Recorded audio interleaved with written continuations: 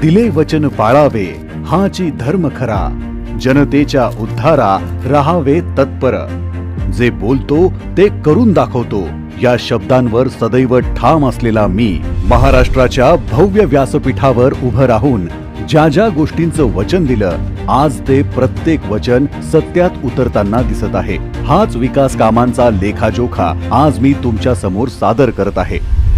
महिला सशक्तीकरण अभियानांतर्गत माझी लाडकी बहीण योजना, अन्नपूर्णा योजना, लखपती दीदी योजना, लेक लाडकी योजना, प्रधानमंत्री मुद्रा योजना, महिला समृद्धी कर्ज योजना, बळीराजा मोफत वीज योजने अंतर्गत महिला शेतकऱ्यांना शून्य वीज बिल प्रमाणपत्र,